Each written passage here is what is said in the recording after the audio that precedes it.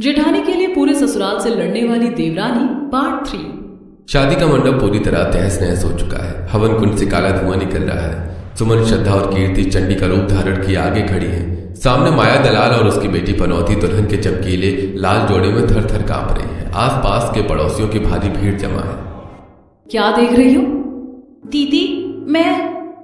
दीदी मत बोलो मुझे, मुंह बंद रखो अपना। और तुम यहां क्यों खड़ी हो? बाबू, मेरी बात तो सुनो, हमारी कोई गलती नहीं है। वाह, गलती नहीं है सीता भाभी की, और नागिन की जिंदगी बर्बाद कर दी और कहती हो गलती नहीं है। घर का तमाशा सभी देख रहे थे, तभी कुछ पड़ोसी, अरे विमला देख, आई थी बड़ी से घर की मालकिन बनने, सीधे मुंह के बल गिरी। लालजी के घर में तो रोज नया तमाशा होता है। सही कहा शांता, जैसी माँ वैसी बेटी। लालच करने आई थी, अब सड़क पर कौड़ियां चुनेगी। बहू ने अच्छा सबक सिखाया। वाह बहू वाह, मजा आ गया। इस क्रांति ने पूरे मोहल्ले का जीना हराम कर रखा था। आज इसके कर्मों का फल इसे मिल गया। जैसी करनी वैसी भरनी। सही कहा, बेटियों और बहुओं को सताने वाली सास को तो सड़क पर ही आना चाहिए। अच्छा किया इन्हें बाहर निकाल कर। चल सीधे कदम बाहर बढ़ा। छोड़ो मुझे, मेरा हाथ दुख रहा। अरे छोड़ो, मेरी बच्ची को तरस खाओ। तरस? तुम जैसी लालची औरतों पर कभी नहीं। चलो निकलो यहां से। पंडित जी, अब क्या तुम जालसाजों को बाहर निकालने के लिए कोई विशेष राहु काल या मुहूर्त निकलवाना पड़ेगा? अरे नहीं नहीं बहू जी, मैं तो जा रहा हूँ। आज के बाद इस चौखट के आसपास भी मत दिख जाना। तुम तीनों बहुत बुरा कर रही हो मेरे साथ। बुरा तो अब शुरू होगा अगर दोबारा यहाँ पैर रखा तो। श्रद्धा और कीर्ति माया और उसकी बेटी पनौती को घसीटते हुए घर की दहलीज से बाहर सड़क पर धकेल देती। लालची जी सोफे का सहारा लेकर कांपते पैरों से बहू की तरफ बढ़ते हैं। बेटा मुझे माफ कर दो। अब इन बातों का क्या फायदा बाबूजी? इन दुष्ट औरतों की वजह से तुम बच्चों के साथ इतना घूर अनर्थ हुआ। मेरी मति मारी गई थी। मैं उनकी चिकनी चुपड़ी बातों में आ गया था। सुमन, मुझे एक आखिरी मौका दे दो प्लीज। दूर हटिए मुझसे। मुझसे दोबारा वही गलती हो गई सुमन। मेरे कान इतने कच्चे निकले कि मैंने अपनी उस कपटी माँ पर भरोसा कर लिया। भरोसा ही नहीं भैया, आपने तो भाभी के चरित्र तक पर उंगली उठा दी थी। मैं अंधा हो गया था कीर्ति। पर सुमन, आज के बाद मैं अपनी जान पर खेल जाऊंगा, लेकिन तुम्हारे आत्मसम्मान पर आज भी नहीं आने दूंगा। बस कीजिए भोला जी, अब इन झूठे वादों का मेरे सामने कोई मोल नहीं है। ऐसा मत करो सुमन, मैं जी नहीं पाऊंगा। इंसान से गलती एक बार होती है तो समझ आता है, लेकिन दूसरी बार? सुमन जैसे अपना बैग उठाने के लिए कमरे की तरफ बढ़ने लगती है, भोला बुरी तरह से रोने लगता है। अंकित, शिवांग, अपनी भाभी को रोको भाई। अंकित और शिवांग तुरंत लपक कर श्रद्धा और कीर्ति के सामने हाथ जोड़कर खड़े हो जाते हैं। श्रद्धा प्लीज, बड़े भैया का घर बचा लो, भाभी को समझाओ। हम क्यों समझाएं? जब भाभी पर आफत आई थी तब भैया कहाँ थे? कीर्ति, हम मानते हैं कि भैया की गलती माफी के लायक नहीं है, पर भैया दिल के बुरे नहीं है। माँ की बुरी चाल को समझ नहीं पाए। हमारी खातिर भाभी को रोक लो। भाभी, हम जानते हैं कि भैया ने आपके साथ बहुत बड़ा पाप किया, लेकिन अगर आप चली गई तो हमारा ये परिवार बिखर जाएगा। हाँ भाभी, इन तीनों भाइयों को अपनी गलती का एहसास हो गया। सुबह का भूला अगर शाम को घर लौट आए तो उसे भूला नहीं कहते। हमारी खातिर इस टूटते हुए घर को एक आखिरी मौका दे दीजिए। ठीक है, सिर्फ और सिर्फ तुम दोनों बहनों के इस प्यार की वजह से मैं रुकने के लिए तैयार हूँ, वरना इस आदमी का मुंह भी नहीं देखना चाहती थी मैं। Thank you Suman, thank you. मंजूर है बेटा, इस घर की चाबियां और फैसले आज से तुम तीनों बहुओं के ही हाथ में हैं। बहू की एकता के आगे आखिरकार पूरे ससुराल को झुकना ही पड़ा। अगले दिन सुबह का समय है। रसोई में सुमन गैस के पास खड़ी पूड़ियां तल रही है। श्रद्धा आलू की सब्जी में चम्मच चला रही है। नागिन मुस्कुराते हुए एक थाली में आटा गूंथ रही है। श्रद्धा, जरा सब्जी में नमक चख कर देखना, ठीक है ना? एकदम परफेक्ट है भाभी, आज तो उंगलियां चाटते रह जाएंगी सब। बड़ी भाभी, ये पूरियां मैं सेक दूं क्या? आप सुबह से खड़ी खड़ी थक गई होंगी। अरे नागिन जी, आज सूरज पूरब से नहीं, लगता है पश्चिम से निकला है। हमारे घर की ननद रानी रसोई का काम संभाल रही है। सही कहा भाभी, वैसे आटा तो अच्छा गूंथ रही ननद जी। तक आप दोनों तो बस मेरी खिंचाई करने में लगी रहती हो। मैं तो अपनी प्यारी भाभीयों की मदद कर रही हूँ। खाना बनाने के बाद भोला, अंकित और शिवांग टेबल पर बैठे हैं। लालची जी अखबार पढ़ रहे हैं। बहुएं और नागिन खाना लेकर आती हैं। अरे लाओ लाओ भाग्यवान, ये सेवा मुझे करने दो। तुम बस आ जाओ, बैठो। रहने दीजिए भोला जी, अपनी ये मक्खनबाजी अपने पास रखिए, खाना खाइए चुपचाप। श्रद्धा, आज तो खुशबू से ही पेट भर गया। सच में घर की मुर्गी दाल बराबर समझ रखी थी हमने, पर तुम्हारी बनाई सब्जी का कोई जवाब नहीं। अच्छा, बड़ी तारीफें सूझ रही। कल तक तो हम चोर थे ना। अरे बाबा, पुरानी बातें मिट्टी पाओ, भूल जाओ। वाह, स्वाद आ गया। सच कहूं तो बच्चों, आज बरसों बाद इस घर की हवा में शांति महसूस हो रही है। कपटी लोग घर से बाहर गए तो घर में लक्ष्मी का वास हो गया। और पापा, ये लक्ष्मी, सरस्वती और पार्वती तीनों बहुएं अब इस घर को कभी बिखरने नहीं देंगी। बिल्कुल सही कहा नागिन, इस घर की असली कमान अब हमारी बहुओं के हाथ में ही है। सभी लोग खुश होकर खाना खाते हैं। फिर शाम का समय है, पूरा परिवार चाय पीने के लिए बैठा है। तभी अंकित फोन में कुछ देखते हुए चहकता है। अरे भैया सुनो तो, बाहर जून के महीने में इतनी चिलचिलाती धूप और तेज गर्मी पड़ रही है, क्यों ना हम सब लोग मिलकर कहीं ठंडी जगह पर घूमने चलें। बात तो बिल्कुल 16 आने सच है अंकित, और वैसे भी तीनों बच्चियां सिद्धि, रिद्धि और मान्या भी हॉस्टल से छुट्टियों में वापस आने वाली हैं। हाँ, बच्चियों का फोन भी आया था, कह रही थी कि इस बार छुट्टियों में कहीं बाहर घूमने ले जाना पापा। तो फिर सोचना क्या, शादी के बाद से हम तीनों भाइयों में से किसी का भी आज तक हनीमून नहीं हुआ है। इसी बहाने हम सब घूम भी आएंगे और बच्चों की भी मौज हो जाएगी। वाह, ये तो बहुत बढ़िया प्लान है। ननद जी, तुम भी हमारे साथ चलो, पहाड़ों में खूब मजा आएगा। नहीं श्रद्धा भाभी, आप लोग जाओ भला। आप तीनों जोड़ों के बीच में मैं कबाब में हड्डी बनकर क्या करूंगी? आप लोगों का हनीमून ट्रिप है, अच्छे से एंजॉय करो। और बाबूजी, आप भी चलिए ना हमारे साथ। अरे नहीं बेटा, इस बुट्ठे की हड्डियां मनाली के पहाड़ नहीं चढ़ पाएंगी। तुम सब बहुएं बच्चों को लेकर जाओ, मैं और नागिन यहाँ से घर संभालेंगे। तीनों जोड़े मनाली के खूबसूरत पहाड़ देखने के लिए निकल पड़ते हैं। मनाली पहुंचकर भोला और सुमन बोटिंग नाव में बैठे हैं। अंकित और श्रद्धा मनाली के मॉल रोड पर गर्मा गर्म मोमोज और भुट्टा एक ही प्लेट में से खा रहे हैं। वहीं शिवांग और कीर्ति एक खूबसूरत सेब के बाग गार्डन में हाथ पकड़कर टहल रही हैं। तीनों बच्चियां सिद्धि, रिद्धि, मान्या नदी के किनारे पत्थरों पर कूद रही हैं। हाय रब्बा, भोला जी देखिए पानी कितना ठंडा है। यहाँ आकर तो दिल्ली की सारी गर्मी भूल गए।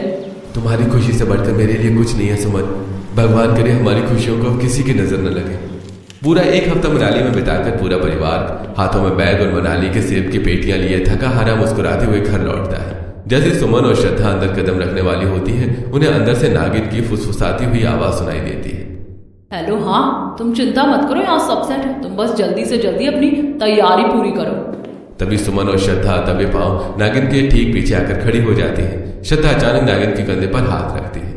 अरे नागिन जी, आधी रात को बंद कमरे में छुपकर किससे इतनी लंबी लंबी बातें हो रही हैं? अरे श्रद्धा भाभी, बड़ी भाभी, आप लोग कब आए पहाड़ों से? हम तो अभी अभी आए नागिन जी, पर आप इतनी घबराई हुई क्यों हैं? अरे भाभी, वो तो मेरी सहेली का फोन था। अच्छा, आप लोग बहुत थक गए होंगे ना, आप बैठो, मैं आप सबके लिए कड़क अदरक वाली चाय बनाती हूँ। नागिन जैसे तेजी से पैर पटकती हुई रसोई की तरफ भागती है और सफर के बैग्स कमरों में रखने के बाद तीनों बहुएं सुमन, श्रद्धा और कीर्ति वापस अपनी पुरानी दिनचर्या में लौट आती है। अगली सुबह नागिन अचानक हॉल में कूदती उछलती हुई आती है। अरे भाभी सुनो तो, आज हमारे घर में बहुत बड़ी खुशखबरी आने वाली है। अरे नागिन जी, सुबह सुबह इतना क्यों चल रही है? शांत हो जाइए, पैर में मोच आ जाएगी। क्या खुशखबरी है? भाभी, आज मेरी वो आने वाली है, मेरी बहुत प्यारी बहन आ रही है यहाँ रहने के लिए। बहन? कौन सी बहन ननद जी? हमारी तो आपके अलावा कोई और ननद इस घर में है नहीं, फिर ये बहन कहाँ से टपक पड़ी? और श्रद्धा भाभी, हमारे दिवंगत मामा मामी की इकलौती बेटी है जो अब तक पहाड़ हॉस्टल में रहकर पढ़ाई कर रही थी। अब उसकी पढ़ाई पूरी हो गई है तो वो हमारे घर आ रही है। तभी सोफे पर बैठा भोला, अंकित और शिवांग भी खुश हो जाते हैं। वैसे ननद जी, आपकी उस बहन का नाम क्या है? उसका नाम है चिंगारी। चिंगारी? हे भगवान, इस घर में कितने अजीब अजीब और खतरनाक नाम है ना। एक हमारी ननद नागिन, चलो वो तो जैसे तैसे सुधर गई, लेकिन चिंगारी ये कौन सी नई आफत और बला है भाई? तभी अंदर के कमरे से ससुर लालची जी हाथ में फोन पकड़े बात करते हुए मुस्कुराते हुए आते हैं। अरे बच्चों, सुना तुम सबने? आज तो इस घर में एक और बड़ा मेहमान आने वाला है। तुम्हारी मौसी आ रही है। क्या मौसी? बाबूजी, अब ये कौन सी मौसी आ रही है? चलो भाई, नाम तो बड़ा रसीला और मीठा लग रहा है। भगवान करे कि वो अपने स्वभाव से भी सचमुच रसीली ही हो। सही कहा भाभी, वरना आसमान से टपके और खजूर परटके वाला हाल हो जाएगा हमारा।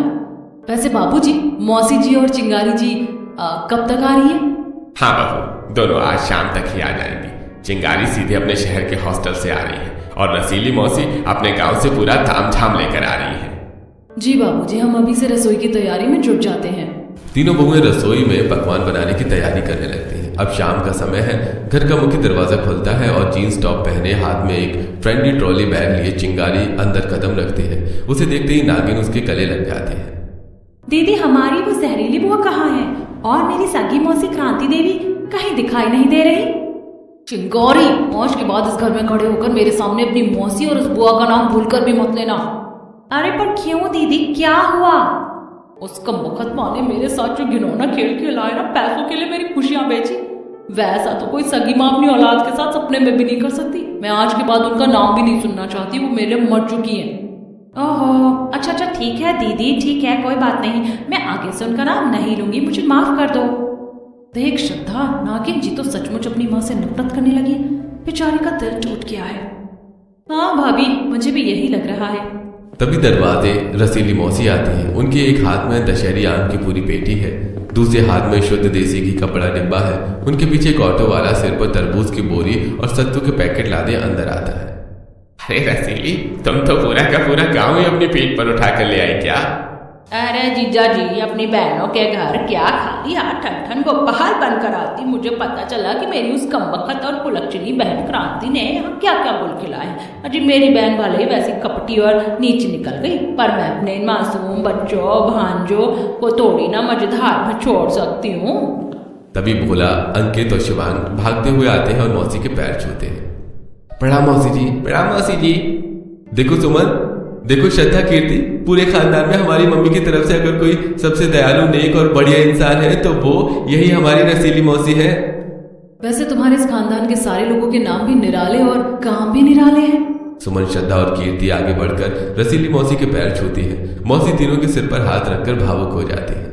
हाय रब्बा, कितनी सुंदर और साक्षात देवियों जैसी बहुएं हैं मेरी। इन्हें देखकर तो ऐसा लग रहा है जैसे घर में एक साथ लक्ष्मी, सरस्वती और पार्वती साक्षात उतर आई हूँ। इतनी गुड़ी और संस्कारी बहुएं पाकर तो जीजा जी आप सचमुच धन्य हो गए। मौसी जी, आप थक गई होंगी, बैठिए, मैं आपके लिए ठंडा पानी और शरबत लाती हूँ। हाँ बेटा लाओ, पर मैं सोच रही हूँ कि इस घर में साक्षात देवियां तो आ गई हैं, लेकिन ये जो नागिन यहाँ खड़ी, मुझे तो ये डर है कि ये सुधरी भी है या नहीं। ये कब अपना फन उठा ले, क्या भरोसा। अरे नहीं मौसी जी, आप थोड़ा गलत समझ रही हैं। हमारी नागिन जी तो अब पूरी तरह सुधर चुकी है। अच्छा, अब मैं भी देखूं कि ये नागिन कैसे सुधर गई। सांप चाहे कितना भी केचुल बदल ले, वो अपना जहर नहीं छोड़ता। गुस्से से नागिन का चेहरा लाल होने लगता है, पर वो खुद पर काबू रखते हैं। अरे मौसी, आप ही ना, इतने दिनों बाद तो हम सब लोग मिले हैं, कहाँ तो कुछ हंसी मजाक और मस्ती करनी चाहिए, और आप ये कैसी पुरानी और कड़वी बातें लेकर बैठ गई हो। छोड़ो ना ये सब। हाँ मौसी, चिंगारी बिल्कुल सही कह रही, फालतू बातें छोड़ो, चलो सब मिलकर आम खाते हैं। चिंगारी ने बहुत ही शातिर तरीके से बात को संभाल लिया और सबके दिमाग में शक का कीड़ा निकाल दिया। रात के खाने का समय हो चुका है। रसोई में श्रद्धा और सुमन मिलकर खाना परोस रही हैं। तभी सुमन गरम गरम पूड़ियों और मसालेदार सब्जी का बड़ा कटोरा लेकर डाइनिंग टेबल पर आती है। उसमें से तेज खुशबू और धुआं निकलता है। कीर्ति अचानक उस खुशबू को सूंघकर अपनी नाक पर हाथ रख लेती है और वो अपनी छाती पर हाथ रखकर जोर जबरदस्ती अपनी उल्टी वॉमिटिंग रोकने की कोशिश करती है। अरे कीर्ति, क्या हुआ तुझे? तेरा चेहरा अचानक इतना सफेद क्यों पड़ गया? श्रद्धा, मुझे इस सब्जी की महक से बहुत अजीब सा लग रहा है। मेरा जी बुरी तरह मिचला रहा है। कीर्ति बिना एक पल गवाए दौड़कर वॉश बेसिन की तरफ भागती है और जोर जोर से उल्टियां करने लगती है। श्रद्धा, दौड़ कर जाओ और अलमारी से डॉक्टर का नंबर निकाल। ये उल्टियां बीमारी की नहीं है। हाय रब्बा जीजा जी, आपकी सूनी हवेली में लगता कान्हा जी के घुंघरू बजने वाले, तो खुशखबरी के लक्षण है। थोड़ी देर बाद कीर्ति बेड पर लेटी है। एक लेडी डॉक्टर उसके हाथ के नब्ज चेक कर रही है। कमरे के बाहर